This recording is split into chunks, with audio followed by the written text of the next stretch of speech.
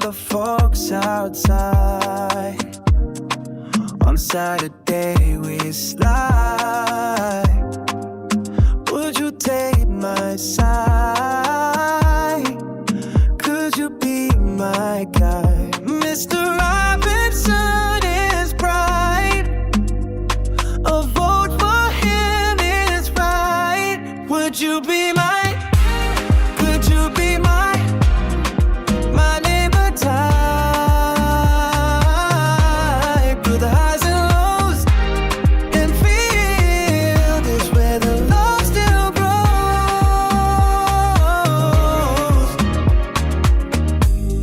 The streets are calling loud.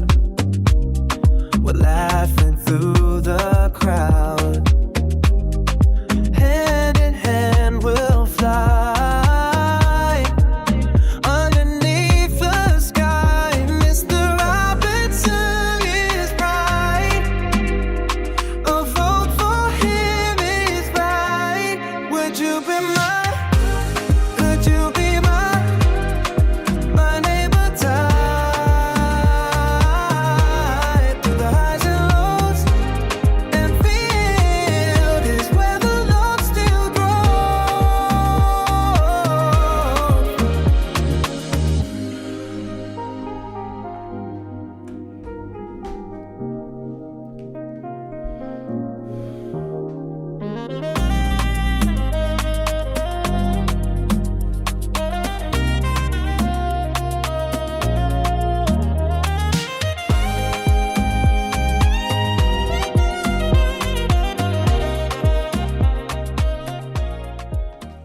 Yup. Yep. It's that time of the night. What's up, y'all? Sunday at 10:30 Eastern Standard Time, live with Mayor Mundell Robinson. And tonight's one of those nights where I actually took notes because as much as I like to riff and go off the top of my head, when I do that with you all are still getting me uncut. You're still getting me telling you the truth, the most political truth you're going to get anywhere in this country. But it also does something else. It actually, wait a second, is that my little? Yeah, I want my little guy to get too hot.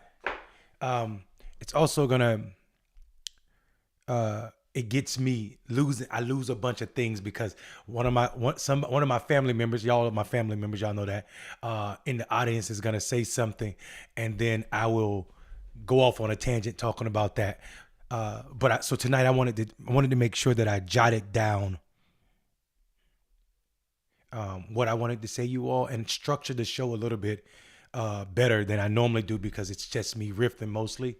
So let me start first by saying thank you all for being here. I do not take your eyes and time lightly, which is why I'm being conscious and creating more content for you all.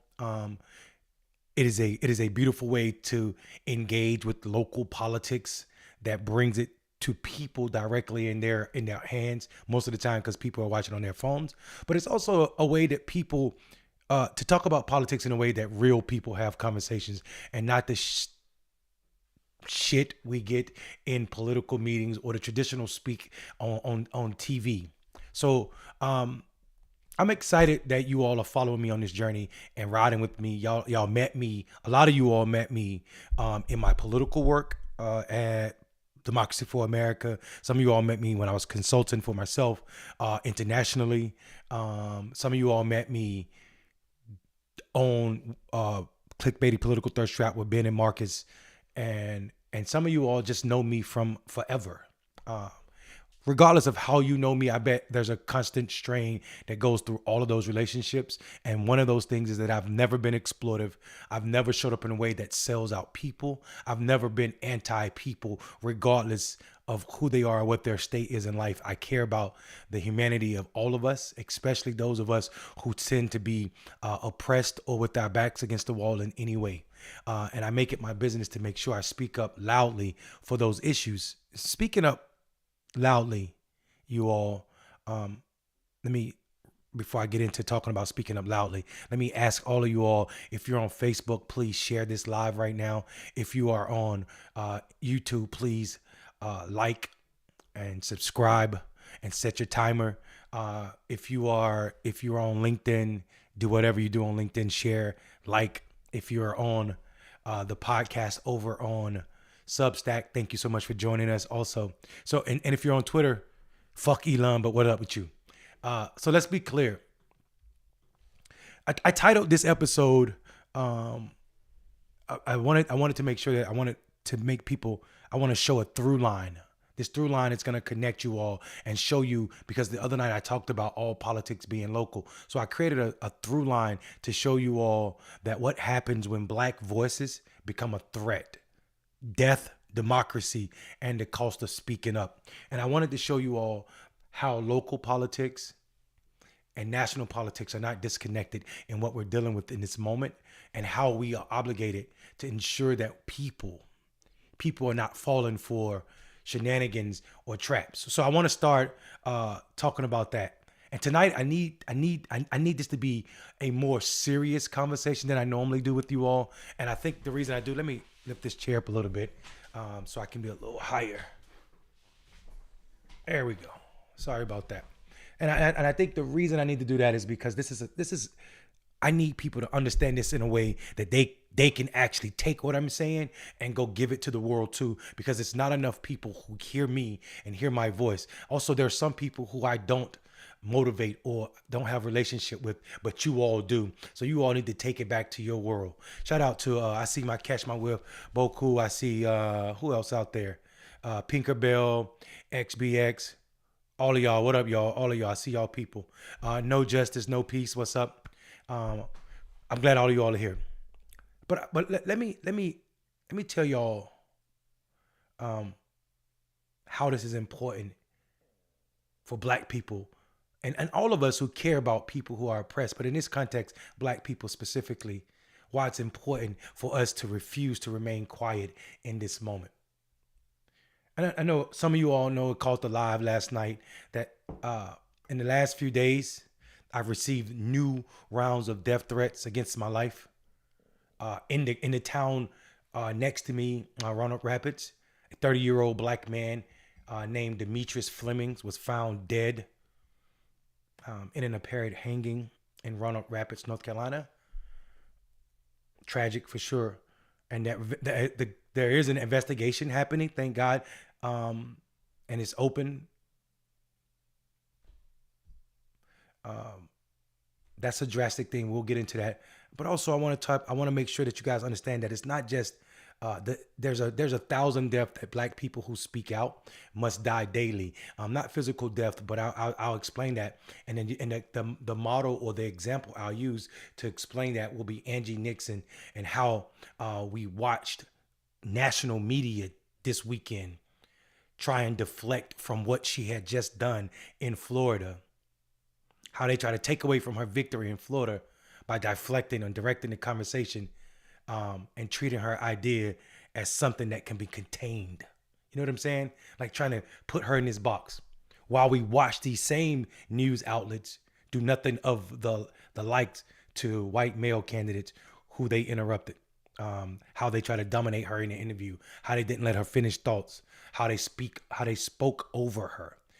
So we can get on to that.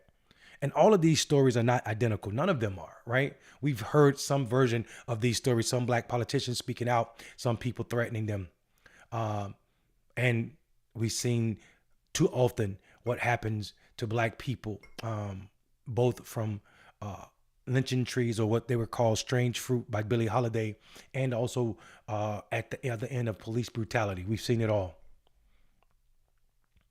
But these stories paint a picture for us, and what they need to do, and what we all need to do, is not pretend what they're saying to us, because all of these questions are directly connected to a deeper question. And that question is, who is permitted to speak, who is presumed credible, and whose safety matters when their voice threatens the established power. Think about established power in a way that is looser than just those people who are elected. Think about people who belong to protected classes. And I'm not talking about protected by the government, because we've seen the federal government abandon those who are supposed to be Nina Simone sung it after Billie Holiday. Billie Holiday originated this song, Catch My Whiff. And I love Nina Simone. Uh, but you're not confused. Nina Simone sung it, but Billie Holiday sung it first. We're talking about Strange Fruit for those who didn't know. But yeah, so what I want people to understand is like this idea of credibility. Sometimes it rears its head as viability or electability. However it's spelled out, it comes from the same origin. And I need us to think about that. We also need to remember that silence has never protected Black people. Silence has never made us feel safe. Respectability has never guaranteed our safety. And proximity to power or whiteness is not the same as possessing power. It is not the same. This is why what happened Tuesday in Halifax matters. We're talking about the data center conversation, and I need everybody to understand, while this may seem like a local conversation, it is not a local conversation. It is a conversation that will have effect on people across our state and also across this country. So it's important that people understand, when you hear me say Halifax, you can replace Halifax and think about what's going on in some county, some rural county in your state, or maybe even where you are in a metropolitan area, right? So tonight, we're going to talk about all of these differences between being invited to democracy and actually being heard in democracy. We're going to talk about the cost of Black people paying for speaking publicly and plainly. And we're going to talk about why every person who cares about not just Halifax, but people in general, marginalized people in general, if they have the ability to be in Halifax on Tuesday, they need to be at the old courthouse. The meeting starts at 6 p.m., but I'm asking people to show up at 5 p.m. so that we can get many people as possible to put their name on the list to speak. And even if you don't want to speak, you don't have to worry about that, because you can actually you can yield your time to me, because I have a 34 plus minute presentation. And so I need at least 15 other people to sign up that are willing to yield their time to me if they don't want to speak. Because I have a plan, and it is articulated, or I want to articulate what's happened with this conversation around the data center in our county. But I also want to make sure that people understand that we are under attack. People who the world would say is small or unconnected to those who are in power are under attack. And what has been norm or political norm for so long is starting to erode away, which goes back to the point that I made earlier, in that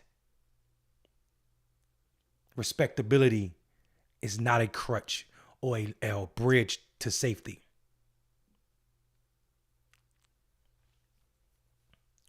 Let me start by saying, and I need all of y'all to hear me, because y'all, like, again, y'all are my people. So I need y'all to hear me. While I don't pretend to be some kind of superhero. I don't pretend to be invincible, and I don't want to be a martyr.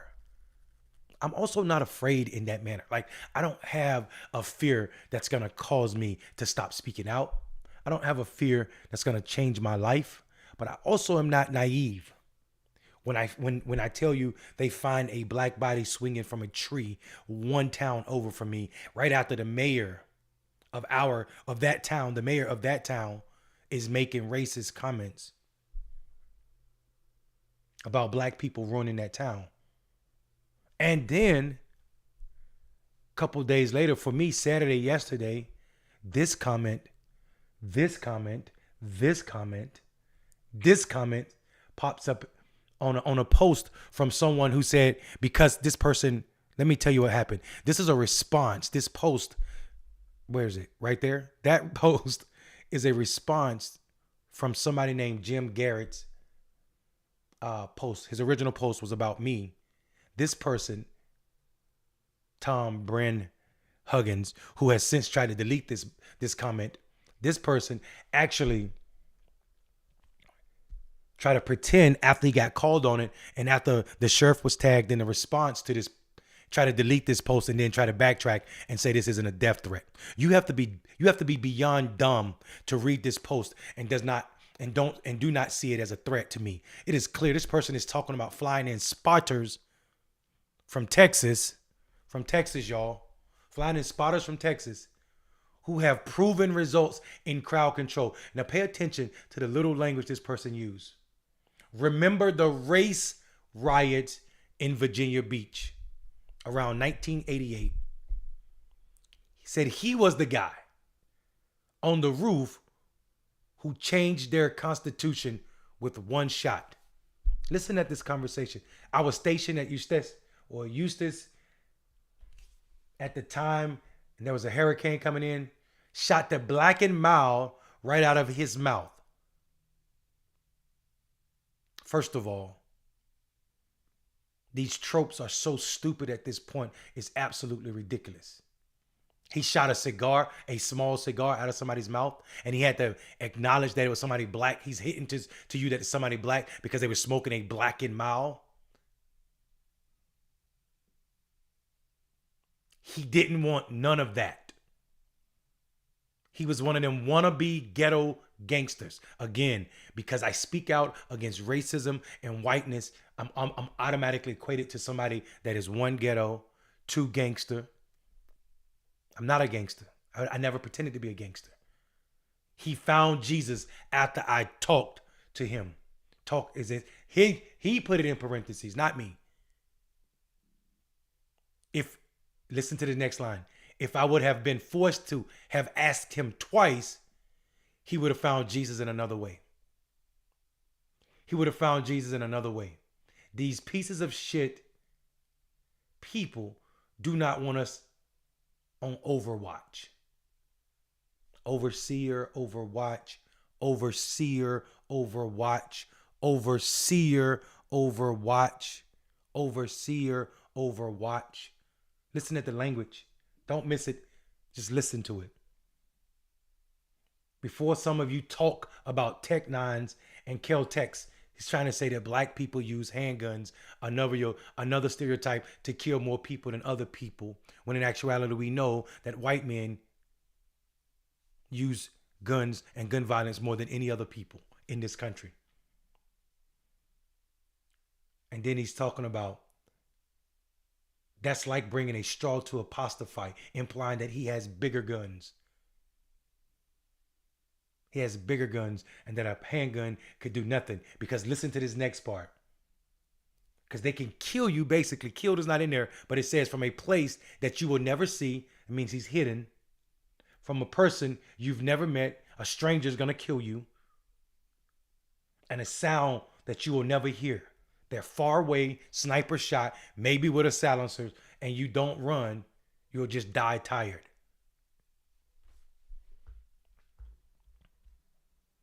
This came because my response was critiquing someone who tried to pretend that their First Amendment right had been approached, or that I was questioning their First Amendment right because they wrote a long story with the help of ChatGPT about me that made no sense. And I pointed out the flaws in their argument and stupidity. And then people in our county, white people and black people alike, start calling this person out for their ridiculousness.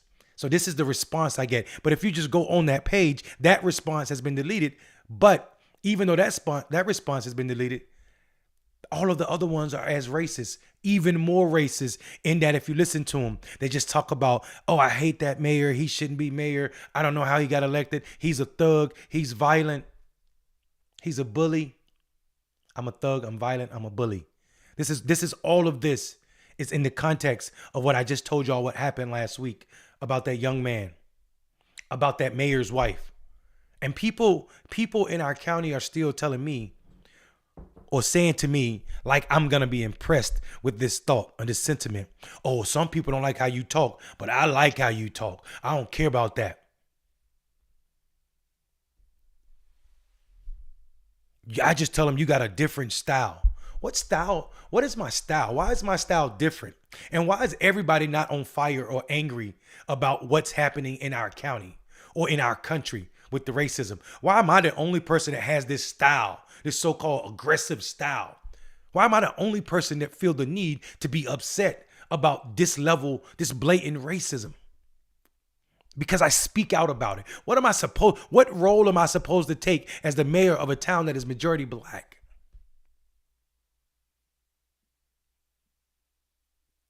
I don't understand why people keep coming at me talking about my style is aggressive. My style is aggressive because I speak at racism with how I feel it interacts with my body. But this person can come on this person can come on these internets, Al Gore internets, in Al Gore internet streets, on Zuckerberg's page, and threaten my life. But I'm called gangster, ghetto, thug.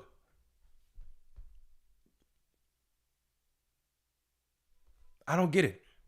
No, but there's no thuggish behavior associated with the fraternity organization in Penn State that got caught in running a drug ring because they were all white. They're still college kids. Nobody called them a gang, create or carrying out terroristic threats, even though they were selling so much cocaine. It was damn near like a cartel movement up in Pennsylvania, and no black student was implicated in that. And they got Greek letters and they got colors. That seemed like a gang to me, but no one has referred to them as a gang. But I'm a thug. I'm a gangster. These people are pumping cocaine into other people's kids, and no one referred to them in this way. No national media is talking about these people like they would if this was Alpha Phi Alpha or Omega Phi Psi, Psi Phi. Or what are they? What are they? Omega Psi Phi? Yeah, them guys. I'm not a Greek organization, as you can tell. I'm not a member of a Greek organization. I'm me Phi me. I used to be drunk Phi drunk, D Phi D. That's a joke. But seriously,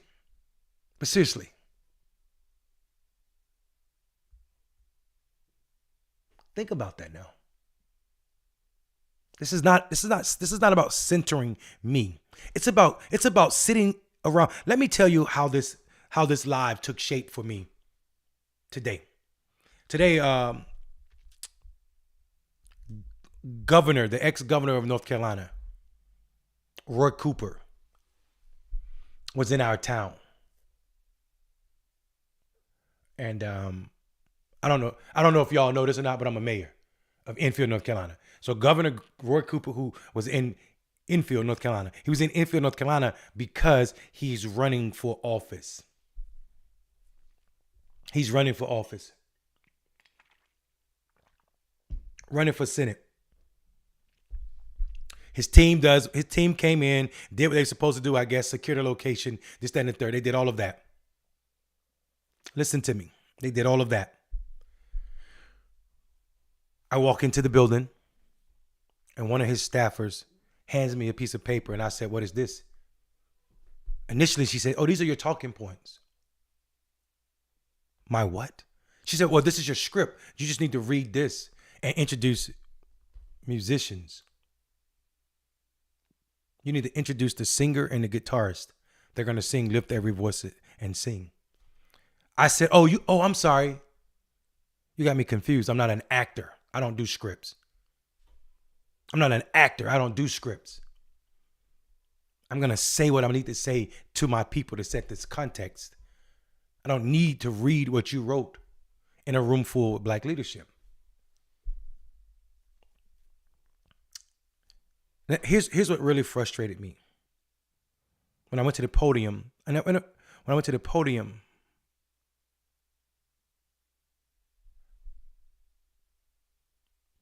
I did what I do. I spoke how I speak, about my people, about the moment, about what's going on, about how it seemed like the family, so-called black leadership, continue to be the same people in the room, and they don't understand why 52% of the black people in the 5 or 8 majority black counties out east in North Carolina have not voted in more than 2 of the last 4 federal elections. Y'all keep continuing acting like you are leaders, but you can't even move the majority of the black people. So how are you the black leaders that need to be in this room? And I looked at the governor and I said, "Listen, unfortunately for you, governor, you have your name on the ballot this election cycle. So it will not be you that will motivate black people to vote for you. You have to depend on the people in this room to do that. The people in this room don't have the power to move black voters. I just told you, 52% of them have not voted in more than 2 of the last 4 federal elections. 40% of the black people in those 8 counties have not voted in more than 1 of the last 4 federal elections. 40%. So I'm trying to make them understand that maybe it's time that y'all stop being gatekeepers and stop pretending that being nice and respectability, or that the way I talk is the problem. Because it's been this way for before I was mayor. You all are not the influence that you think you are. I'm telling you all, we are on the cusp of doomsday, and black leadership, the so-called black leadership, is comfortable sitting still, rolling with the status quo. They want to dress up and look picture ready to take a picture. The line to take pictures was longer than the lines of questioning, asking about platform. Now, to the governor's credit, in a room full of black people, he stood up and looked and said what he had to say, but he also said that the mayor's right. That the mayor's right. He said what no other black person was willing to say in that room. Because they don't want to shock the conscience of other people. They want to be, and a couple people approached me. This is what pisses me off. A couple people tried to approach me before I went up there and say, "Oh, well, no, don't." And I told them, I stopped them in their tracks. Don't police my saying. I don't need any of you unstrategic, uncaring black people try to tell me how and what the fuck to say. I don't need it.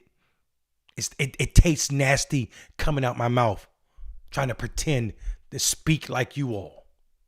It makes my stomach feel like it's in balls. I am not that person. I will never be that person. The audacity. I asked these people how many counties are in North Carolina. They all said 100. They knew that. Living in a majority black county, I said how many majority black counties? Not a single person answered. Not a single person answered. We don't even know what our community is, because we don't know who our community is, because what the parameters are. We've not started thinking about how do we measure collectivity, collectiveness. We don't know what collectiveness look like because we can't even number ourselves.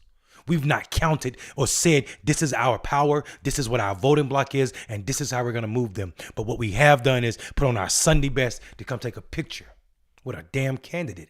And again, I'm not saying I'm against the governor being an infield. What I am saying is the list of people that showed up, the long line of people that showed up to speak or be seen, was interesting to me. And those who don't even want to speak, Shanoa Davis, in my town, Shanoa Davis, who is a county commissioner, Shanoa Davis, who still didn't answer my question about why you have a problem with Native students at UNC standing up with black students around the Silent Sam Monument, which was built for Confederacy, when they was out there supporting them, standing up. Why'd you have a problem saying that Native American students need to be doing something, Shanoa Davis? Couldn't even make eye contact, Shanoa Davis.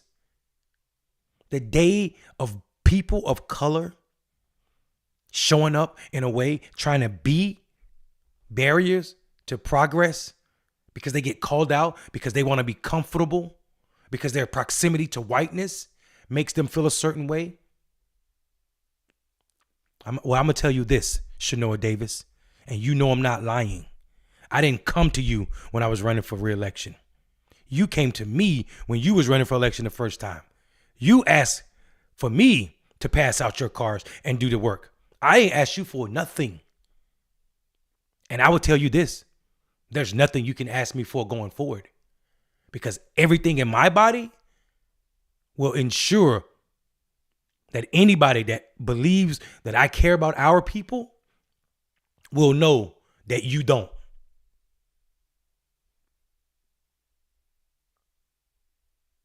And it ain't nothing personal, but it's everything to do with your behavior, your lack of leadership, and how you show up. And it seems like that seat has went directly to your head. You seem to believe that you are above approach or reproach or address or redress. We are elected officials. We work for people. People don't work for us. People don't work for us. So all of y'all bourgeoisie, fake elitist, just know that you're on your own call. Your name is on the list. Your name is on the list. Lynn McGee, UNC, I'll repeat it again because you might have missed it.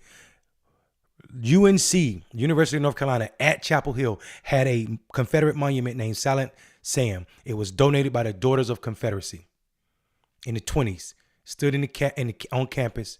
And a few years back, the kids got together right after in 2018 when all the murders was going on, and they tore it down. One Native American student from Enfield, or from the Enfield area, Hollister area, was there, and she was streaming it live. This person who is a candidate now for re-election, and she is also a county commissioner, Shanoa Davis, went under this person's post and said, I wish as a fellow native UNC or Tar Heel, I wish native students were doing something more positive. Like going to some sidewalk that was called a gift. So she automatically equated that native students being out there when the Silent Sam was falling. Remind you, this is a monument to the Confederacy at the flagship University of North Carolina. And she didn't find that positive. She asked, why wouldn't you be doing something more positive with your time, like being over there where someone gave you a gift? And what I have to say about that, freedom is not free. And I've never been one of those people that needed to be in the room, needed to be liked by the people in the room. And I don't care about your tables. I know how to use wood. Pause. I can make my own tables. I do make my own tables. Literally and figuratively. Literally and figuratively. And I believe that all of these people begging for us to be nice need to be on blast. I'm one vote, but my voice reached many. My voice reached many. And I can't sit with a good conscience and tell me. Let me tell y'all something right now. For all of the people who don't understand North Carolina politics, in the eastern part of the state, there are black people who are Republicans that do not show up like Byron Davison, and they never voted for Trump. Y'all wouldn't understand that because you don't understand our local politics. It is not to say that these people are Republicans in anything other than name only. And part of that is because of how the party wronged them. So it is illogical to believe that for county, we need to be voting straight party line because of what's going on. I know I just confuse a lot of people. But if you're in Halifax County, you know exactly what I just said. We will not be choosing certain people over other people simply because they're black or simply because of the party beside their name. We have people that care more about our people, and they show it with their policies and how they show up, than some folk who don't. It is high time that we get serious about what we need to do to win victories, to make sure. And I'm not talking about victories at the polling location. I'm talking about victories for our people. Victories so our people. How do we do things to ensure that what we need as a people is accomplished? It should be time out for asking for our votes simply to have our vote and not give us anything in return.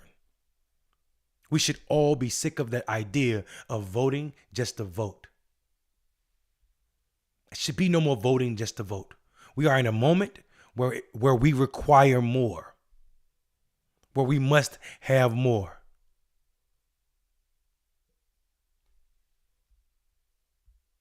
Let me say something to y'all about more. More. There's a necessity in this moment for more to include patience. Patience to ensure that authorities get this case in Roanoke Rapids right. There's been no final determination, so none of us need to get on Facebook or any other social media platform and pretend that we know anything that's not been reported by official channels. We should not do that. That does no service to the family. It does no service to this young man's life. What we should do is make sure that we are listening to trusted messengers, stories that have been verified, and nothing that is not grounded in truth.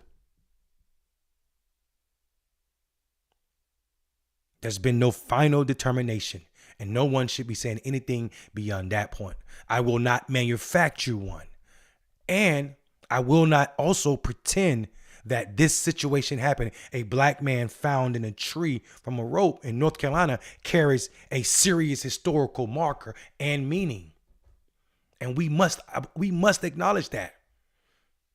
And responsible leadership requires two things at once: refusing unsupported conclusions and also demanding a transparent, credible investigation into what happened and got us to this point.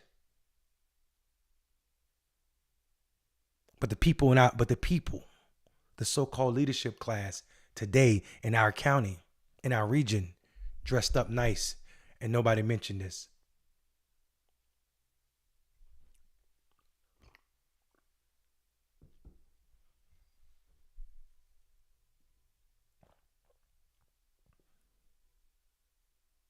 Nobody said his name. Demetrius Fleming is his name. And what we need to do is center his family and his humanity. Not photographs, not speculations, not spectacle, and not rumors for sure. In this moment, we need to sit and understand, or try to understand and wrap our head around what's happening. We see a federal government and administration that is anti-black in all of its policies. We see it from how they are not promoting generals who are fully qualified. We see it in how they are eliminating departments. We're seeing it in how many black women have been laid off, 300,000 from the federal government. We see it in all of their refusal to fund programs that benefit black people and other people, i.e.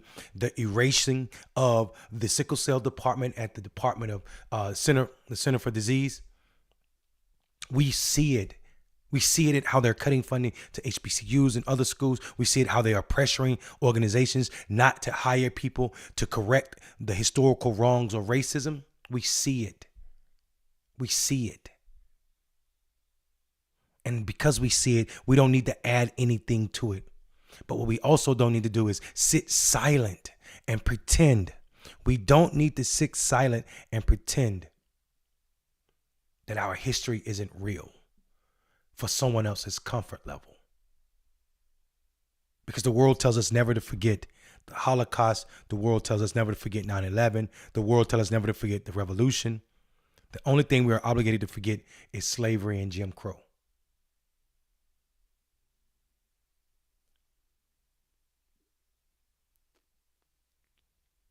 And when you do something that the status quo don't expect for you to do, they find a way to minimize it or try to make it some kind of way to tear it down.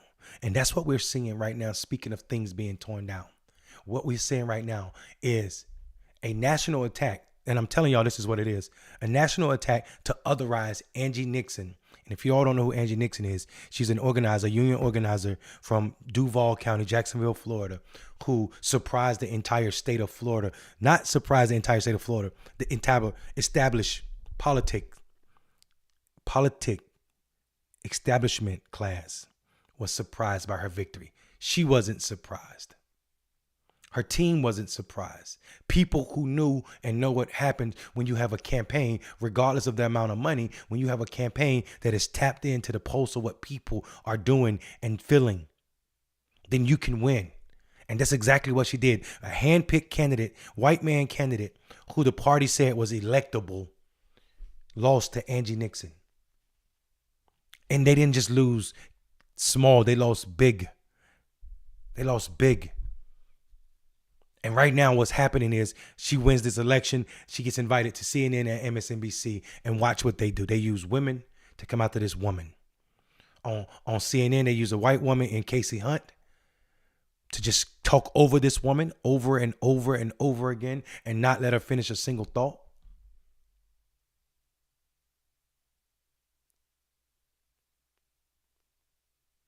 And try to tie her to and they just keep asking about democratic socialists and asking about the platform of the socialists when she's trying to talk about her platform.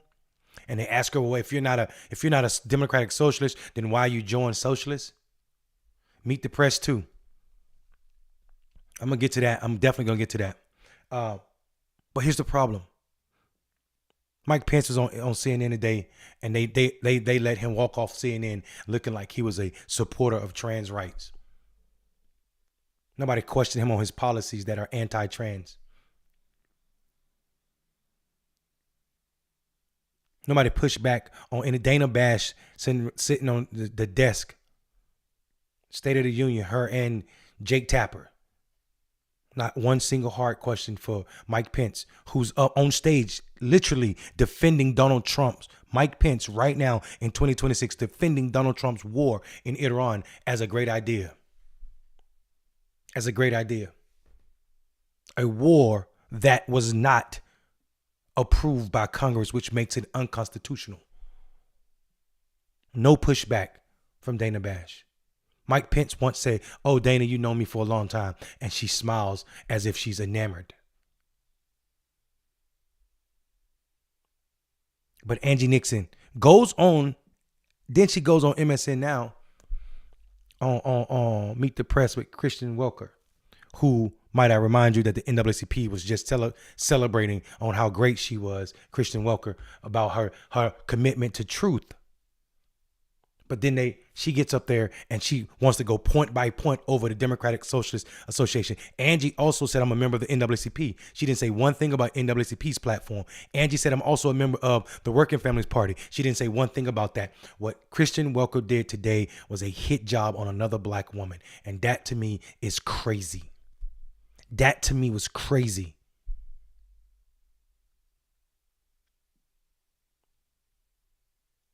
The audacity. These are the same people who say that we as progressives have purity tests. But when Angie said, I don't agree with everything that this DSA, the socialists are, she was like, well, why would you join them if there's going to become a distraction?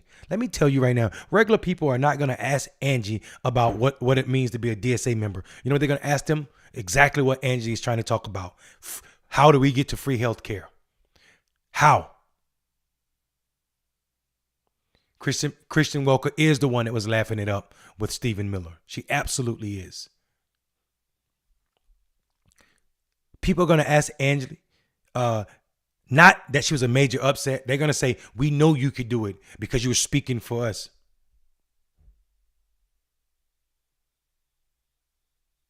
They're going to ask Angie, what's your plan to address our affordability crisis in Florida? And she's going to have an answer because she always has had an answer. She's a union organizer. Her roots are big. But that's not what these national media people, and you are obligated. You're obligated to answer and ask what the hell is going on.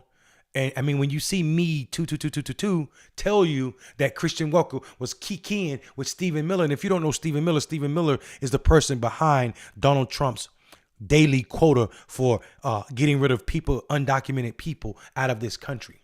Not if they are guilty of a crime or not, just if they're undocumented workers or undocumented people. And let me tell y'all something about your immigration policy for those people who may not and don't know.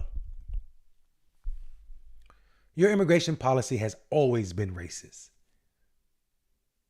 America has used the immigration policy time after time after time to discriminate and control population. And nothing is happening different now, except for we have cell phones and we are living through it. They had a Chinese Exclusion Act. They didn't let black people come to this country until the 90s. If you were from an African nation, you could not become a citizen damn near. It was almost zero. That's how they kept the population as white as it is right now. They use immigration to control population.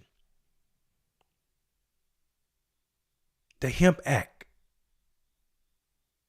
to keep brown people out of this country. That's what it was for. Nothing's different. This is why the only people that are being allowed in here are white South Africans. Afrikaners.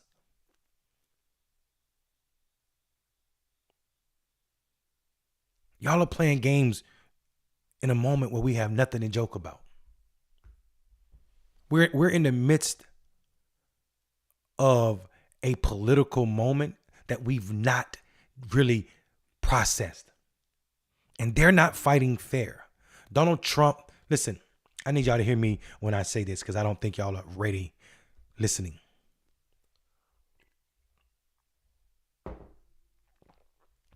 One of Donald Trump's insiders just left the White House to go run one of these PACs to challenge the war. Their war. And their war is a war on voting. They're preparing to challenge this election in a way that you've never seen. They know they're not going to win. They're just going to take it and see if they can get away with it. Supreme Court is not going to get away with everything else. The lower courts are saying what Donald Trump is doing is unconstitutional. They go to the Supreme Court. That's why they're rushing things to the Supreme Court at a rate that has been unmatched. Supreme Court, Roberts, Supreme Justice, Chief Justice Roberts just said that Donald Trump can continue to build the ballroom for now. For now. What is for now with the American dollars? Donald Trump is running around the White House talking about some kind of grass, some new grass that he's planting and how green it is and how it was never that way. Anybody that knows anything about the White House grounds know damn well it was well taken care of. Donald Trump just wanted to mention some kind of super grow grass fertilizer. You want to know why? I bet you can guess it. The fertilizing company that he mentioned is one of his donors. Your president is bought and sold. He is a walking billboard for anybody that donates money to his campaign.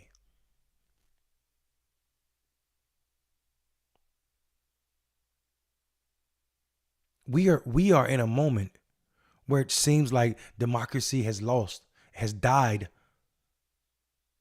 and people aren't talking about it.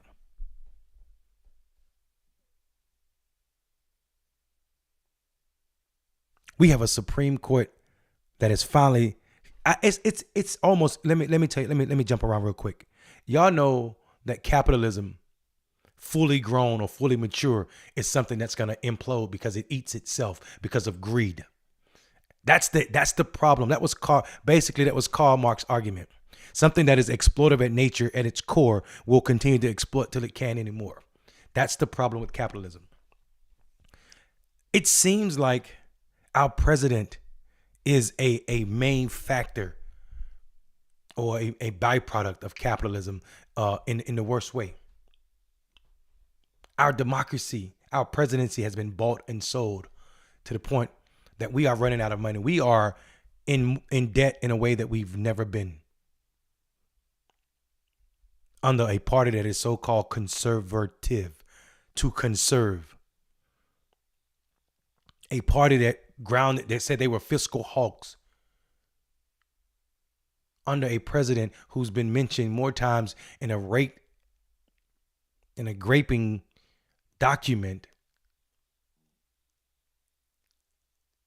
called the Epstein Files than Jesus is mentioned in the Bible. But they call themselves Christian.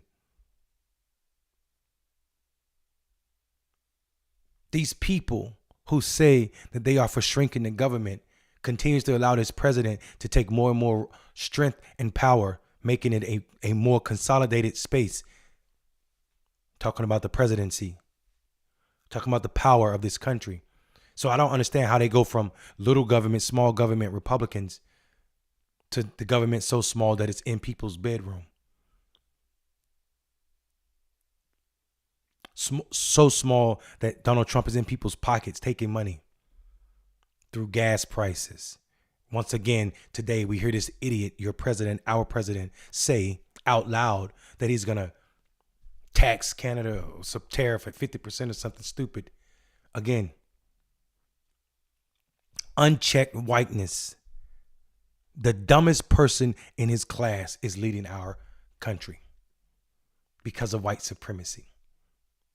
Not because of policies, because we've seen his supporters get tricked time and time again. Someone simply put Biden's name in front of something and say, can you believe Biden did this? And as soon as they say it, they be like, oh, that's why we don't support him. And they be like, oh, no, I meant that was Trump. And then the people change their mind because it's not about policy. It's not about God. It's not about patriotism. It's about whiteness at the expense of your democracy, my democracy, America's democracy. So when Christian Welker and Casey Hunt and all of the other national people who will make Angie's victory a DSA argument instead of making it a proud moment for someone who used to be a single mother in this country. If you want to tell an American dream story, I don't know how the hell you don't tell Angie Nixon's story. Small business owner who built a bookstore, all of the banned books. I don't know if y'all know this. Florida banned more books than any other state in this country. When they did, you know what Angie did? Every book they banned, she built a bookstore and put those books in it for the people.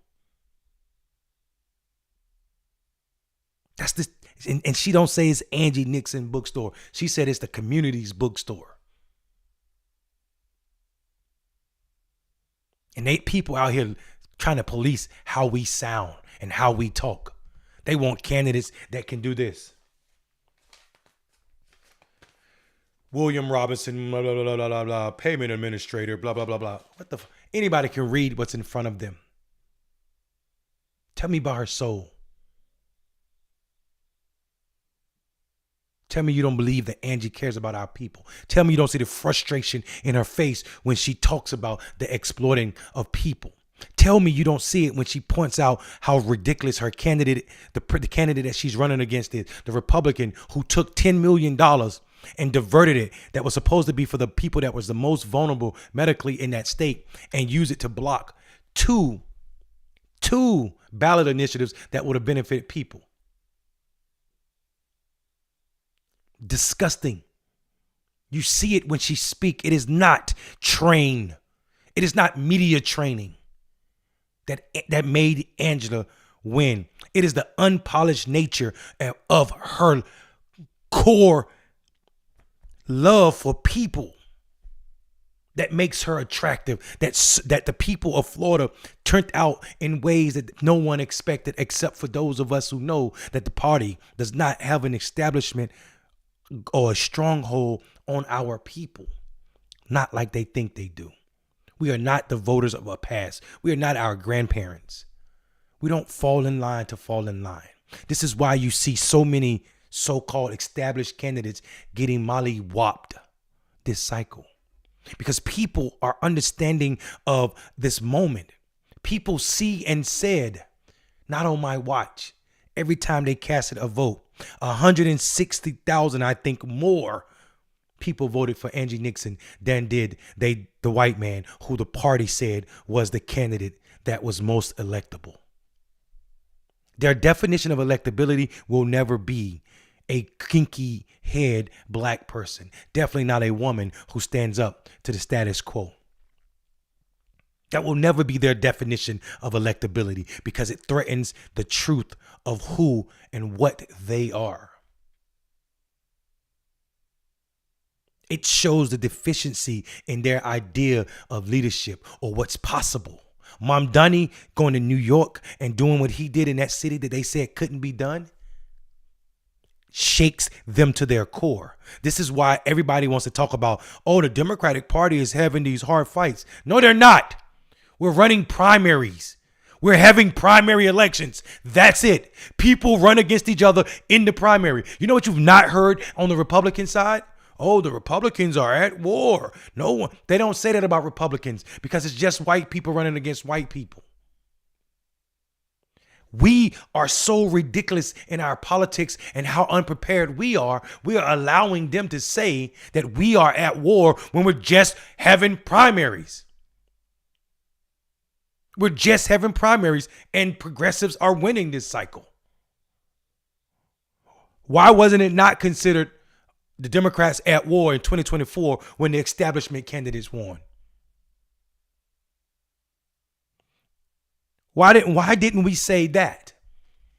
When the establishment Democrats won in 2024 in the cycles before that, why nobody called it war then? So now when the progressive wins, all of a sudden we need to be careful about the language. Notice how they're calling progressive candidates insurgents.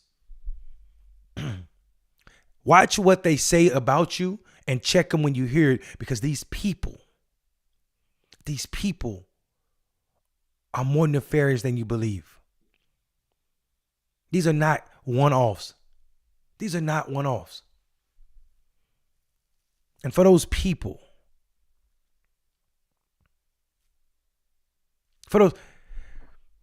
I'm real frustrated because these people, I'm telling you how nefarious these people are. These people would tell you this shit ain't real, that we're making more of it than we should be. These people would tell you, and they told me, for sure they told me, oh, did the Klan really threaten your life? Is Angie really being targeted by national media to minimize her? We've seen what happens when white people paired with black people who don't care about our culture get to work. When Barack Obama beat Hillary Clinton, white women who were supporting Hillary Clinton left the party and went to join the Republican Party. How?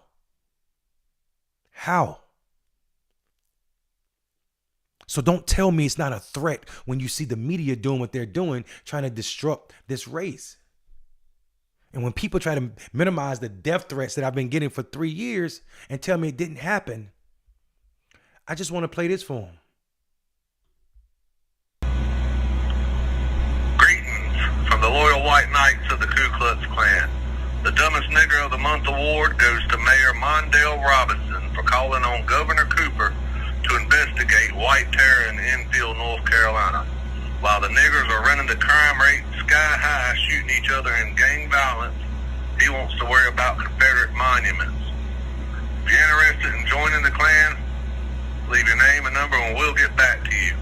Always remember, if it ain't white, it ain't right. White power. He said white power. Why does that matter? Today, Governor Cooper was in my town where I'm mayor.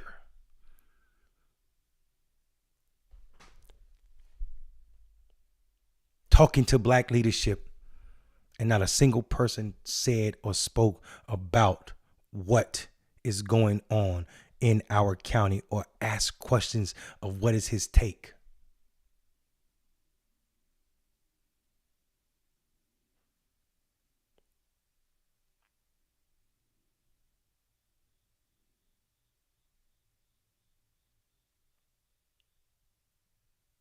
None of this is disconnected.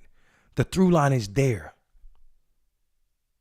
This is not simply about Casey and Christian having an aggressive interview style. That's not what I'm saying. I enjoy hard questions. The question is whether that aggressive behavior is applied equally to black candidates, especially black women who reject establishment permission. And if it is applied, I need to see where they are charging up some white male candidate or some white person in that way. Because I ain't seen it. And too often there are interviews of people like Angie, seems like interrogation as an ideological threat, while powerful white men like Mitch McConnell can be missing for half a damn year, or Mike Pence can go on TV and be interviewed like it's a damn friendly game show.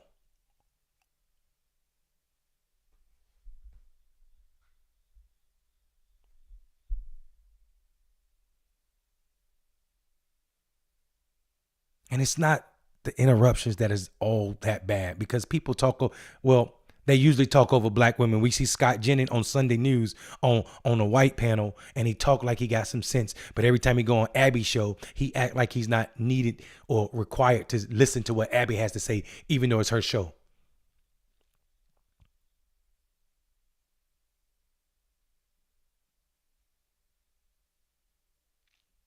So Angie get labeled by all the labels that the corporate media choose to put on her, and not get to speak for herself, even though she's sitting on the show.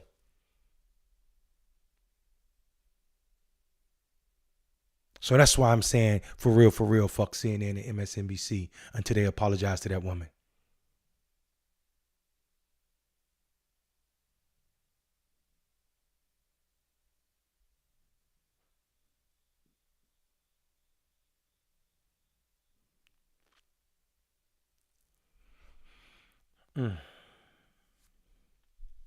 So when I'm telling people in the surrounding area, people who are close to Halifax County, people in the county, you have to pull up. We need at least 15 people that are willing to sign up. And when you sign up, if you don't want to speak, you don't have to speak, because I just need people to yield the time so I can put this on trial, this data center, without our permission. This is why we're asking people to show up at 5, even though the meeting starts at 6, so we can get ourselves together. If you want to speak, then you should sign up and speak. But people who don't want to speak, still sign up, so that we can make sure that we have enough time to ask questions for a conversation that's been going on for almost a year without us in the dark in these rooms, without our permission, without our say, without us knowing anything about it.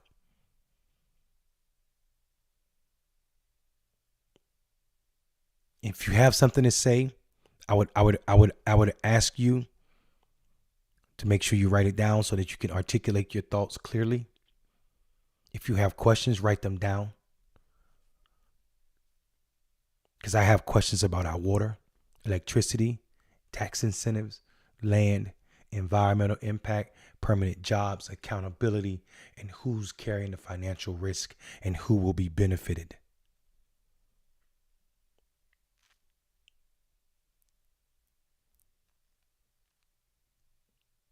This is a moment for us to be laser focused, and we need to be impossible to ignore. This is why that room needs to be packed.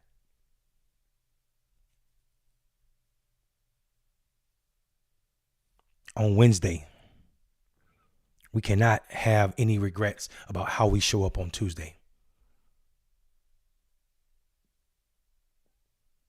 Because remaining safe is not being quiet if you are black. It is actually the exact opposite. Being agreeable just to go along to get along is not the move that's going to get us there. Our pathway to equity does not come by being passive. No one has ever heard progress on a passive tongue. It is not the way that we will paint a picture that is clear enough that our people that will follow us, that look like us, that are being crippled even before they are born. That is not how they will thrive. That will leave us being passive and quiet, will leave the same problems for them to fight. And I say, damn, it's time out for that. I say we are obligated to do something different for the people that are coming next, for the now. The now requires something different. And our deepest message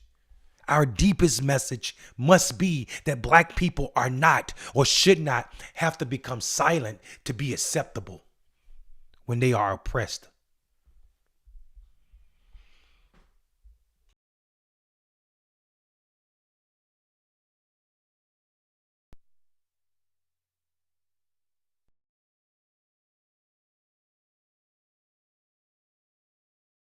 Sorry about that, y'all. I had to cough a little bit.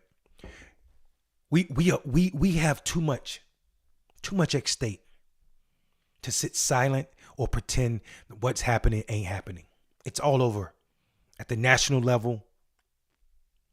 Man, listen. I say things and people think I'm crazy. You know what I heard today? I heard the governor, white man from Kentucky, damn near calling for black reparations.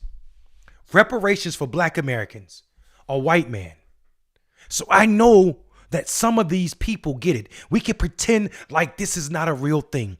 Andy Bashir said out of his own white mouth that America owes old black people and need to make amends for slavery, Jim Crow, and everything that has happened since then. And also, he said the Democratic Party cannot be passive in this moment. How then is a white man from Kentucky ready to say that? And we got black people in my county complaining about me saying the same thing about our people. These same black people can't even name the 8 majority black counties. Yet and still, they will argue with you that they know politics, that they are leaders. How do you know politics and you don't even know what your win number is for your race? You don't even know what the win number is for your district.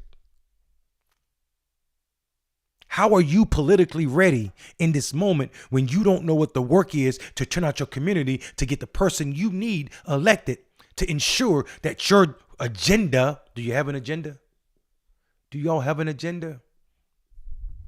Do y'all have an agenda for your people? Have y'all sat down and decided what issues are most important to your people?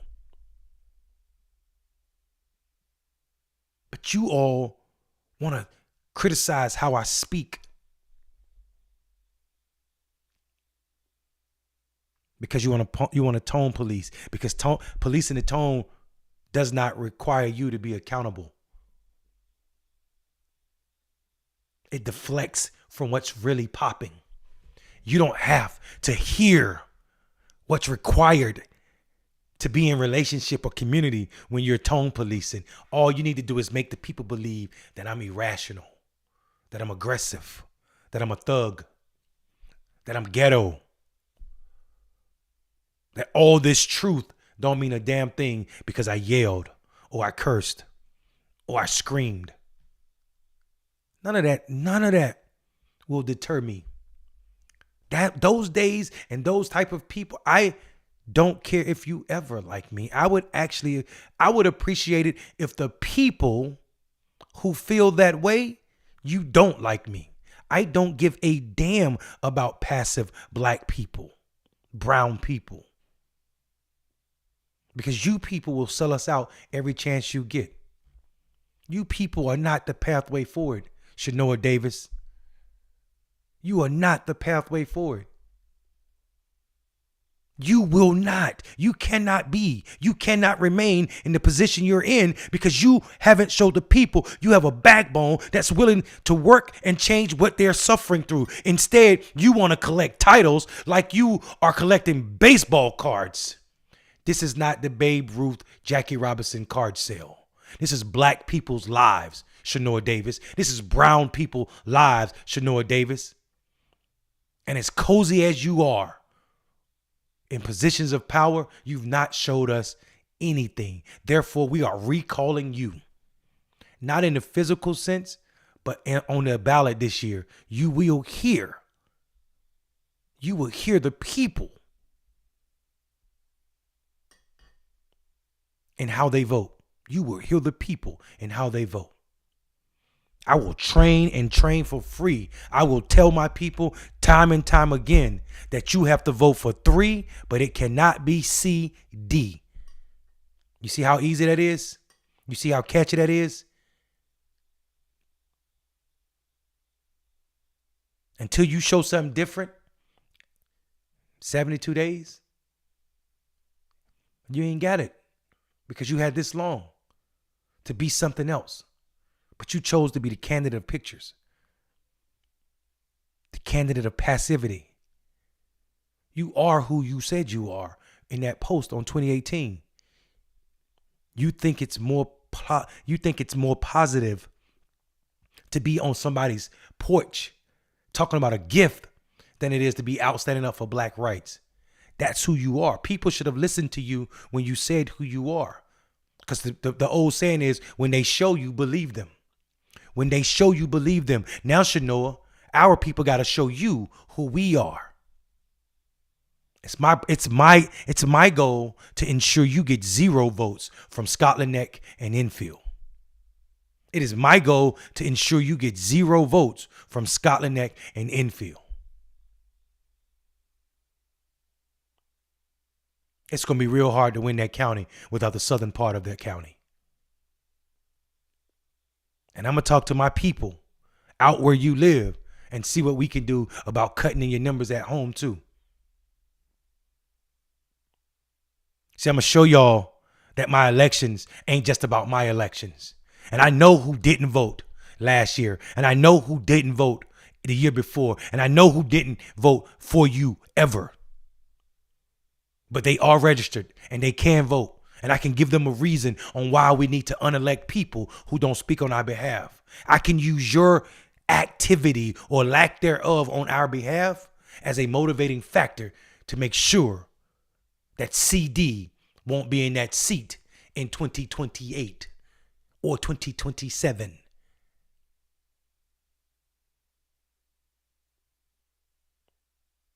It's rude to come in someone's city and not speak or act or pretend. There's plenty of people in that room today that I don't like and that don't like me. Don't show up in my house and don't speak to me. Enfield is my house. I don't care where you think you at. I don't care who you think you cool with. What you don't know, what y'all haven't processed, is that the governor running for Senate is in Enfield for a reason. It's because of the political noise coming out of Enfield. It's because of what they need to win this election. Raleigh and Durham has not been enough. To Greensboro and Asheville have not been enough. Boone has not been enough. Wilmington have not been enough to win a Democratic Senate since Kay Hagan. Oh, by the way, you can call Kay Hagan's people, the people that worked on that race, and ask who was organizing black people in the projects for that race in a way that they had never seen. Kay Hagan's people from Washington, D.C. in 2008. See, you didn't know, but you're all about to find out. Playing with black folk, playing with brown folk, playing with marginalized white people in Halifax County, gonna get y'all on that find out list. It's gonna get y'all on that found out list. And you done found out. You done made that list. So you gonna find out. We're gonna see what it looked like on election day. You gonna see. We gonna see. You gonna see and we gonna see.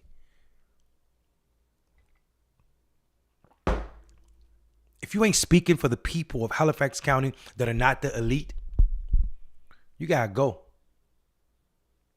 Whoever you are. Whoever you are. And I'm gonna show you when I come back on this microphone after the election that I know numbers. I know how to do voter engagement. I know what it looks like. I know how to build a volunteer army that turns out voters. It's documented.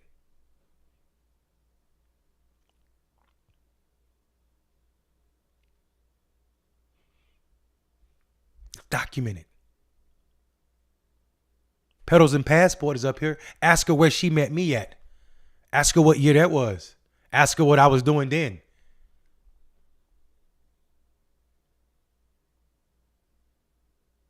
You can see the comments. This ain't bragging. These are facts. You all are playing with in my community in a moment where we are struggling. You all are playing with my people in a moment where we are struggling. If you don't speak on the things that are plaguing our people, why are we voting for you just because you look like me? Do we know how ridiculous that is? Representation mattered for sure, and it still matters. But representation plus delivering matters.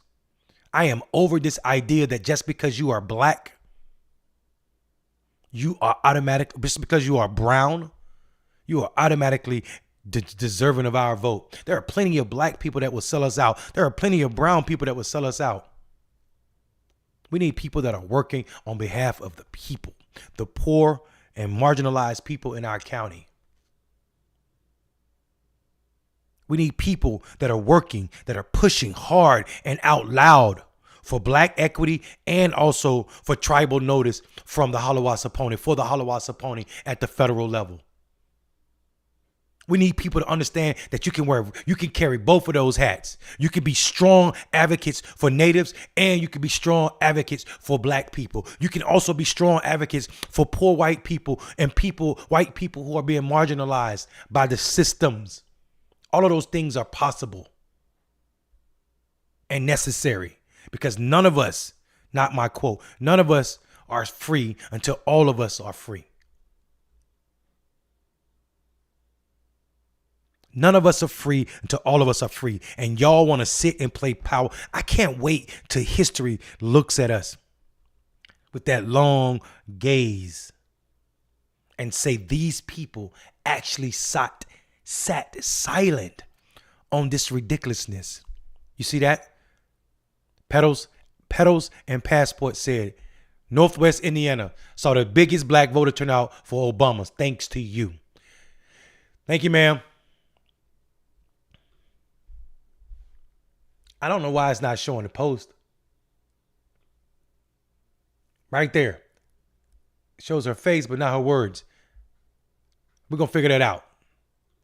We're going to figure that out because people need this. People need to see this beautiful stuff like that. People need to see when people say that. I appreciate it. I'm trying to get it up there.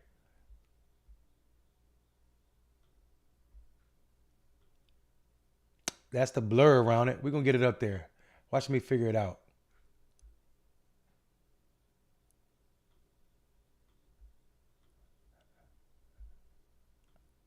That ain't it. Don't go nowhere, y'all. Y'all stay right there because I'm talking my mouth. I got to figure this out.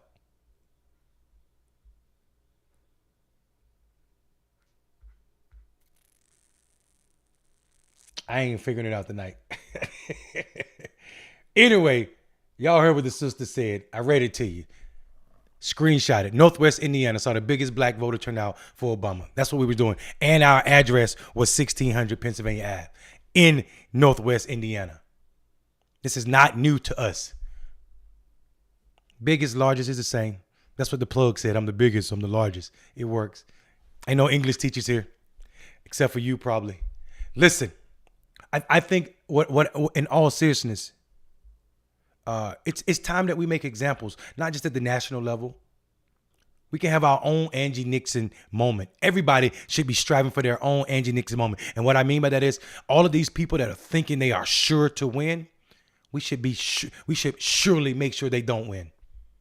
All of these people who are thinking they are guaranteed to be in because they got all of these black leadership or all of these people standing beside them, we should show them that the people are truly the power. And what elected people have is not power. We have perceived power. Perceived power is not power. I got something on my face. Perceived power is not power. What is power? Say it, Mundell. What is power is the power to unelect somebody who ain't doing what you told them to do when you sent them to the office. When people stop doing what they're supposed to be doing, that's when we get rid of them. That's powerful. When incumbents start losing their race that they thought was soft, that they think is soft, when we put them on notice, when you're on notice, Otis, ain't nobody checking for you, Otis. Hey, look, ain't nobody checking for you. It's that time of the year. It's that time of the year. Yard signs go out and we start moving our neighbors to prepare them for what's ready.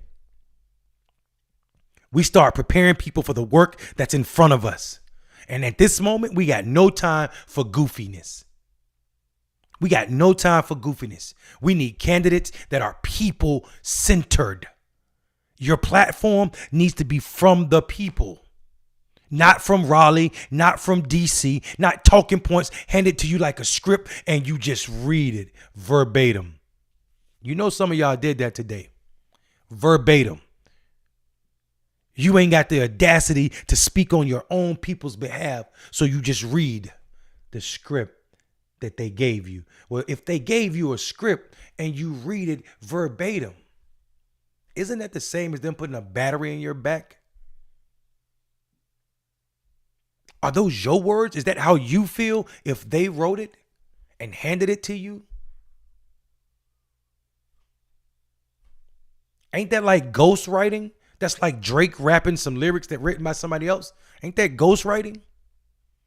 Ghostwriting is fine if you're in the music industry. It's not fine.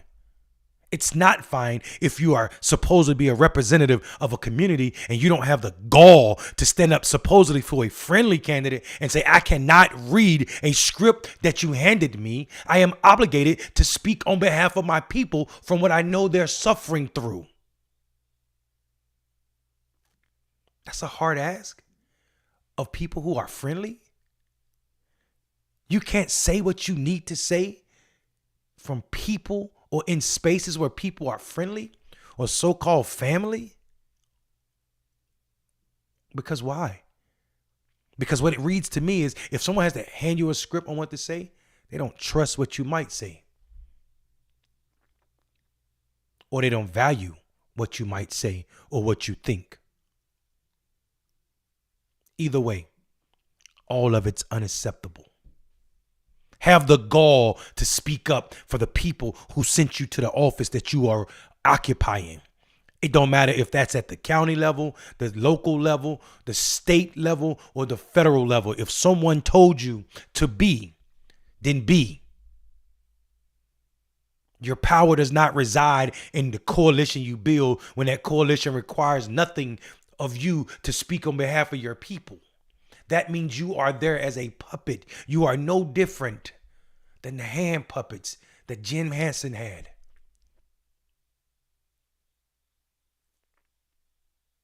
Someone put a battery in your back or a script in your hand. Either way, your people are probably left out. Keep your battery. I don't care if it's AA or D cell.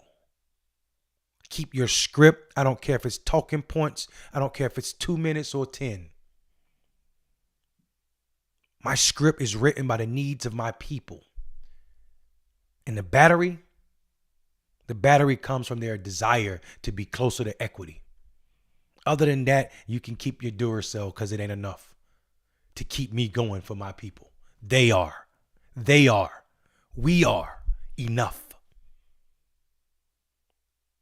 And for that reason, we need to fight like hell for what is ours. For that reason, we need to make sure that people understand that we exist on a spectrum that allows for us to want freedom just like everybody else. We exist on a spectrum that say that we deserve humanity just like everybody else. We exist on a spectrum that say that we will be seen not as 3/5 but as one whole. We exist on a spectrum that say the 15th, it's not enough, was not, and is not enough. Voting rights for everybody needs to be secured beyond what it is at this moment where we see pre-clearance Section 2 and 5 have been gutted so that black people are less safe in their voting rights than they were in the 50s and 60s. We see a president that will lie about elections to stroke and fill his ego or the empty hole where his heart belongs. How is an orange man both the tiger, or I should say the lion, that is cowardly, and also the tin man that is heartless?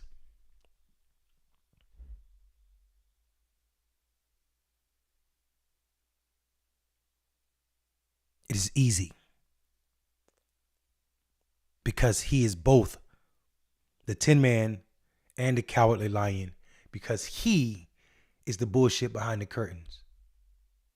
And if you ever pull that curtain back, you see nothing but pure white supremacy. And it didn't just start. It is at its core. He has always hated black people. Argue with your mama about it, not me.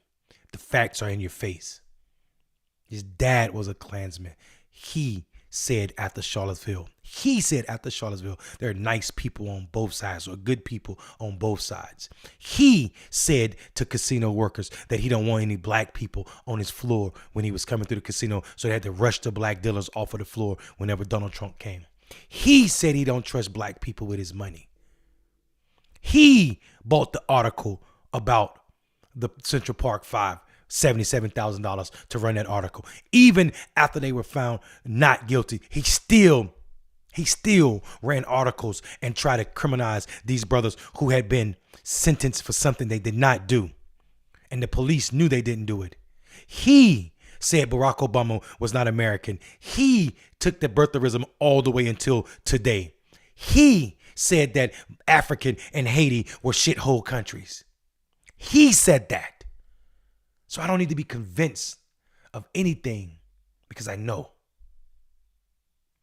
And no Kanye West or Candace Owen or Ice Cube or Van Jones or anybody black meeting with him to convince me on what I know. But it ain't just him. He is a symptom of a system that has existed in this country since it has been a country. And it does not work. It does not rid itself of itself because we be passive. And that B is important because that is African American vernacular. You take it to the store.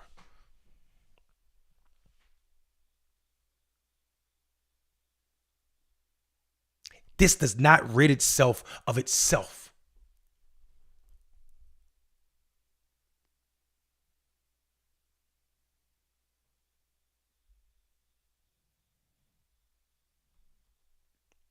Projection, Pedals, projections is all he's doing. This country was already in shambles. He definitely turned it into a shithole country because he was just projecting everything he touches. That's why he has to use so much fake gold around all the bullshit. That's why he used so much fake gold around all the bullshit.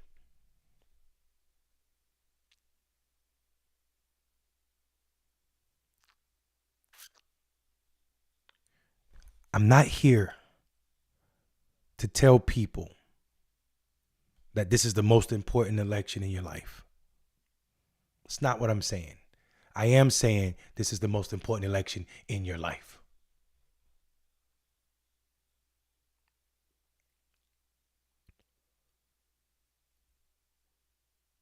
And I'm not saying that any candidate whose name is on the ballot is a reason for you to run. But if any candidate on the ballot has not done what they said they were going to do, then that should damn sure be a reason for you to vote. If someone is running and their name is on the ballot and they didn't do what they were supposed to do for your people, that's a reason to vote. Get rid of them. Hi, Shanoa Davis. If someone's name is on the ballot and they didn't do what they were supposed to do, get rid of them. Hi, Shanoa Davis. If someone's name is on the ballot and they're not doing what they're supposed to do, get rid of them. Hi, Shanoa Davis.